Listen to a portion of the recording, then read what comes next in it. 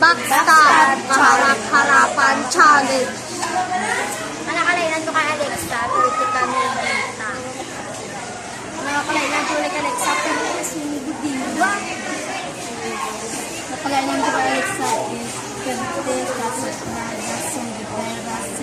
na Ako nakalainan kay Alexa, sip-sip, di ba lang? Sip-sip.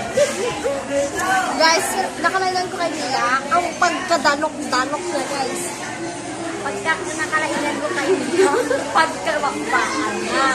Nakalainan ko kay Mila, dalok at sir. Nakalainan ko kay Mila, okay.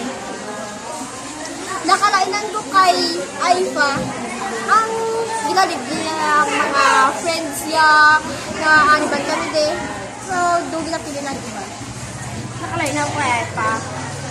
Nung mga ayaw lang siya, din sa mga tagpan nung kami yan, ay nakumot na maksan. Hindi ko na mataksan. Nakalainan ko kay Aifa, magbakal sa Gapanado. Saya kasi nakilang mga ayaw. Ako nakalainan ko kay Iba, bida-bida, oo, bida-bida agad! Bida-bida agad! Ang nakalainan ko kay Sibwa, ang pagkasungot-sungot niya. Nakalainan ko kay Sibwa, ang pagkagagadagan. Ang nakalainan ko kay Sibwa, pagkakutot na OA.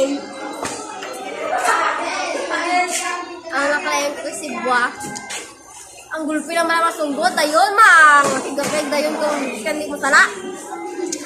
Ang nakalainan ko kay Alaysa, ang pagkabida-bida na kay ma'am. Doon mo ba, guys? Ang nakalainan ko kay Alexa, ang ugali na ang pagsip-sip kayo. Ang nakalainan ko kay Alaysa, pagkataray dura, yung lang pagkasip-sip. May lumahaw. Ang nakalainan ko kay Alexa, pagkasip-sip, pagkabida-bida, pagkadalok-dalok, pagkababaan, mga babae,